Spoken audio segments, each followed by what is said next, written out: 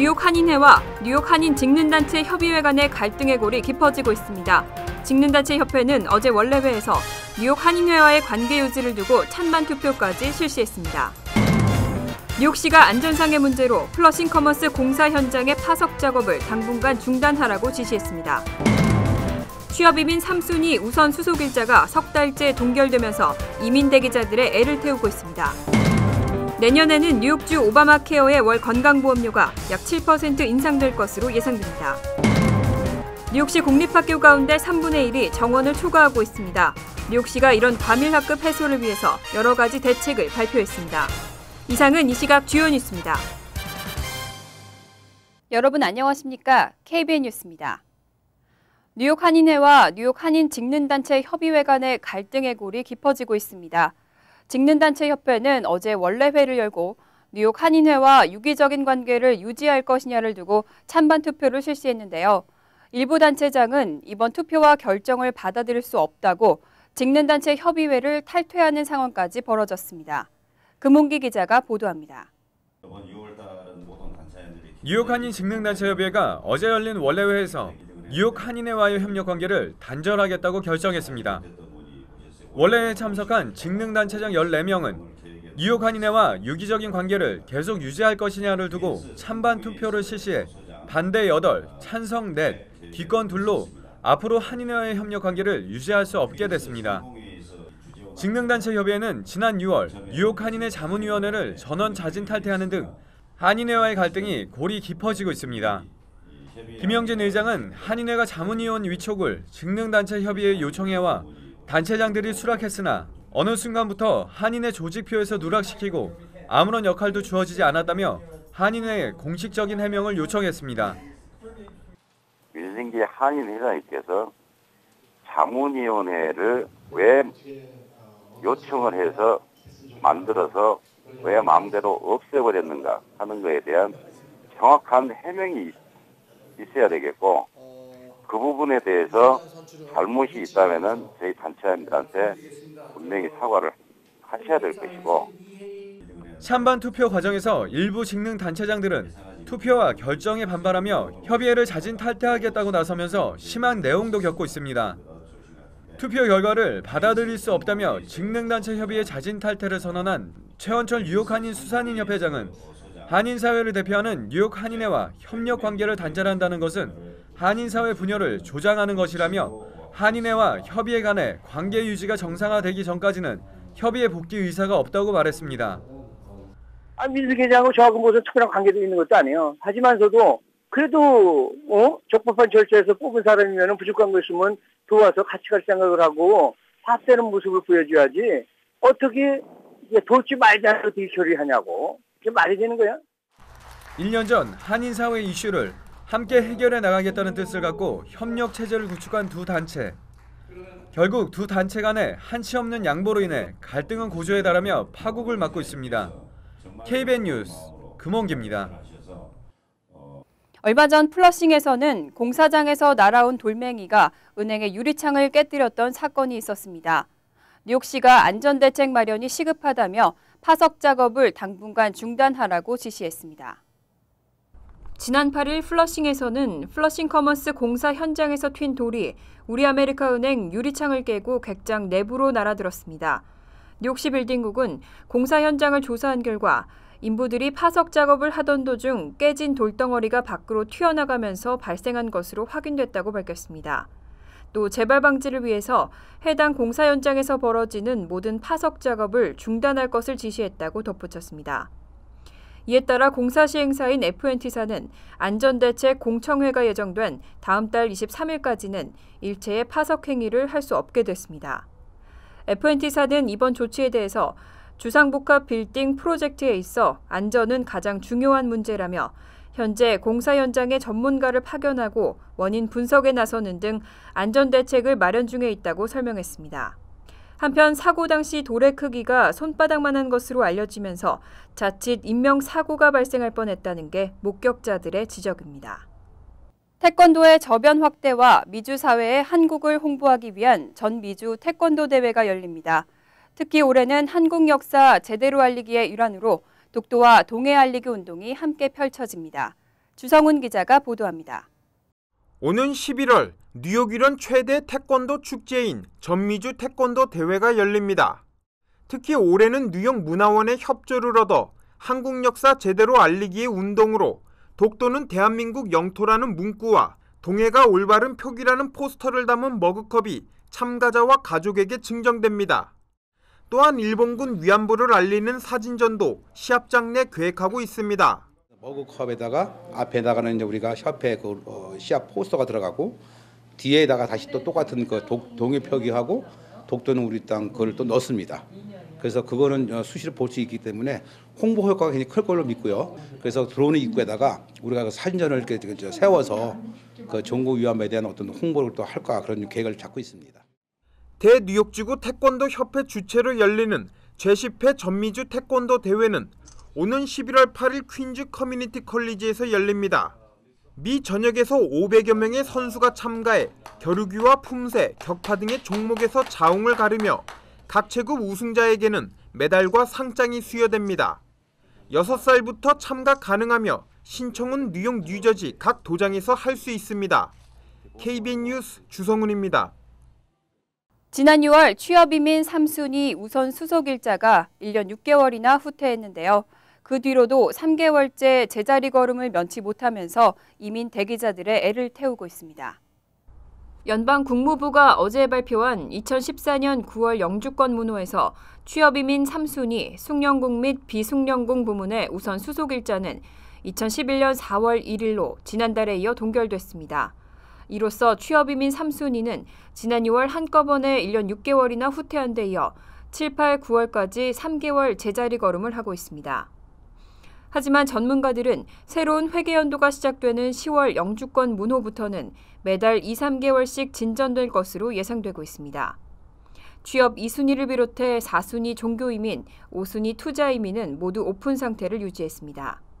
하지만 가족이민 부문에서는 수개월 동안 후퇴와 동결을 이어온 EA, 영주권자 배우자 및 미혼자녀 순위의 우선 수속일자가 8개월이나 진전되면서 그동안의 부진을 만회했습니다. 또 가족 2B, 영주권자 성년 미혼자녀 순위의 우선일자는 2007년 9월 1일로 지난달과 같이 2달 앞당겨졌고 1순위 시민권자의 21세 이상 성년 미혼자녀는 2007년 5월 1일로 일주 개선됐습니다. 한편 꾸준히 진전을 이어오던 가족 3순위 시민권자 기혼자녀와 4순위 시민권자 형제 자매 초청 부문은 동결됐습니다. 내년에는 뉴욕주 오바마 케어의 월 건강보험료가 약 7% 인상될 것으로 예상됩니다. 그래도 30개 주 전체 평균 인상률보다는 1% 정도 낮은 수치입니다. 컨설팅 업체 PwC는 주정부 자체 오바마케어 보험 거래소를 운영하는 36개 주 가운데 30개 주의 2015년 건강보험료 인상률을 조사했습니다.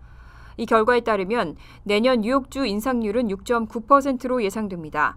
30개 주 전체의 평균 인상률은 8.2%로 나타났습니다. 보험료가 가장 많이 오르는 주는 애리조나주로 11.2%가 인상될 것으로 전망되고 반대로 오리건주는 조사 대상 중 유일하게 보험료가 2.5% 떨어진다는 예측이 나왔습니다. 이 밖에 애리조나, 캔자스, 아이오와, 테네시, 노스캐롤라이나, 버지니아, 뉴햄프셔 등 8개 주는 10에서 15%가량 오를 것으로 전망됐고 조지아, 플로리다, 네바다의 인상률은 5에서 10% 선으로 예상되고 있습니다. 콩나무 교실, 뉴욕시 공립학교의 만성적인 문제인데요. 공립학교 가운데 3분의 1이 정원을 초과하고 있습니다. 뉴욕시가 이런 과밀 학급 해소를 위해서 여러 가지 대책을 내놨습니다. 앤드류 쿠오모 뉴욕 주지사가 뉴욕시 교육시설 건축 시 인구 데이터 반영을 의무화하는 등 과밀 학급 완화를 위한 법안에 서명했습니다.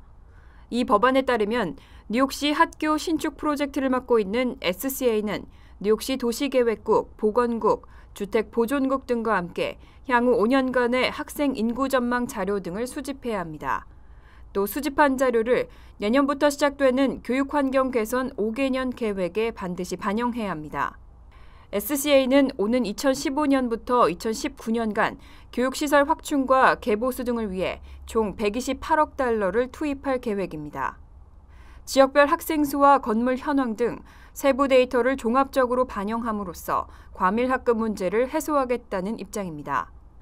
한편 지난 9일 시 감사원이 발표한 2012-13학년도 공립학교 과밀학급 현황 감사 자료에 따르면 시 전체 1,500여 개 학교 가운데 3분의 1이 정원을 초과한 것으로 조사됐습니다. 특히 한인 학생들이 많이 다니는 퀸즈 프랜시스 루이스 고등학교의 경우 정원 2,360명에 재학생은 4,161명으로 수용 가능 인원의 초과 비율이 176%에 달하고 있고 플러싱 고등학교는 정원 2,031명에 재학생 수는 3,113명으로 초과 비율이 153%인 것으로 알려졌습니다. 뉴욕 공립도서관이 무료 ESL 프로그램을 확대하기 위해서 예산 확보에 나섰습니다. 이용자가 증가하면서 현재의 설비로는 수용이 어렵다는 입장입니다. 뉴욕 공립도서관은 현재 5개 보로 88개 지점 중 32개 지점에서 초기 이민자들을 위한 ESL 프로그램을 제공하고 있습니다. 하지만 지난 2011년 2,500명이던 규모가 올해는 7,900명으로 이용자가 3배 이상으로 증가하면서 현재 설비로는 수용이 어려운 상태인 것으로 나타났습니다. 이에 따라 도서관 측은 수용 규모를 16,000명으로 늘리기 위해서 기금 모금을 하고 있는 것으로 알려졌습니다. 뉴욕타임스는 현재 브루클린 공립도서관의 경우 2014 회계연도에 ESL 프로그램을 위한 예산을 기존 약 21만 4천 달러에서 약 41만 7,900달러로 올렸다고 보도했습니다. 엘리자베스 카운 ESL 교사는 매 학기마다 새로운 학생들이 몰려드는데 이 프로그램에 필요한 많은 저소득층 이민자들을 위해서라도 기금 모금을 통해 프로그램 유지와 확장에 힘써야 한다고 말했습니다.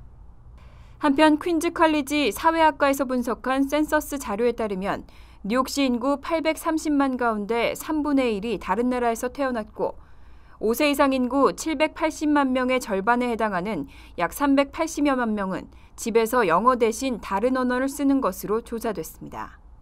뉴저지 교육위원 선거가 오는 11월 4일에 치러집니다. 선거에 출마한 한인 후보들의 기호가 확정됐습니다. 버겐카운티 클럭 오피스가 어제 발표한 자료에 따르면 경선으로 치러지는 올해 교육위원 선거에 출마한 포트리아군의 피터서 후보는 4명의 후보 가운데 기호 3번, 컬럼 번호 5번, 잉그루드 클립스 학군의 최연호 후보는 6명의 후보 가운데 기호 3번, 컬럼 5번으로 정해졌습니다. 서 후보는 3년 임기 3선 도전이고 2대1의 경쟁을 벌이게 된 최 후보는 3년 임기 초선 도전입니다. 상대 후보가 없어 사실상 당선을 확정지은 크레스킬 학군의 존박 후보는 기호 1번, 컬럼 3번, 클로스터 학군의 리디아 포스맨 후보는 기호 3번, 컬럼 5번, 리버데일 학군의 데이빗 문 후보는 기호 3번, 컬럼 5번으로 정해졌습니다. 박 후보는 4선, 포스트맨 후보는 3선, 문 후보는 재선 도전으로 임기는 모두 3년입니다. 한편 러더포드 학군의 1년 임기 교육위원 선거에 단독 출마한 추경엽 후보는 기호 1번, 컬럼 3번을 받았습니다. 하지만 교육위원 선거 출마 후보들이 출마 철회를 할 수 있는 최종 마감일이 9월 5일이기 때문에 이날까지 컬럼 번호는 유동적이라는 설명입니다. 출마 철회 후보가 나올 때마다 컬럼 번호는 하나씩 앞당겨집니다. 연방 센서스국이 공식 인구조사와 별도로 매년 한 차례씩 지역사회 조사를 실시하고 있습니다. 조사에 참여하지 않을 경우 최고 $5,000의 벌금까지 부과될 수 있는데 정작 조사 사실의 여부조차 모르는 한인들이 대부분입니다. 연방 센서스국이 공식 인구조사와는 별도로 매년 한 차례씩 지역사회 조사를 실시하고 있는 가운데 조사 사실이나 조사 대상 의무 참여 규정이 제대로 알려져 있지 않아 한인들이 혼선을 겪고 있는 것으로 나타났습니다. 연방 센서스국은 매년 전국에서 무작위로 선정된 가구를 대상으로 14지역 사회조사를 서면으로 실시하고 있다고 말했습니다. 선정된 가구는 의무적으로 이 지역 사회조사에 참여해야 하는데 서면조사는 인종, 연령, 사용 언어 등 다양한 분야의 50여 개 문항으로 이루어져 있고 참여하지 않을 경우에는 누락 문항 1개당 $100씩의 벌금이 부과될 수 있습니다. 센서스국 관계자는 지역사회 조사에 대한 인식이 잘 안 돼 사실 여부를 센서스국에 문의하는 주민들이 종종 있다며 만약 방문조사관이 의심스럽다면 센서스국 안내 전화를 통해 자신이 조사 대상자에 실제 포함됐는지 여부를 확인할 수 있다고 설명했습니다. 이상으로 KBN 뉴스를 마칩니다. KBN과 함께 즐거운 저녁 되시기 바랍니다.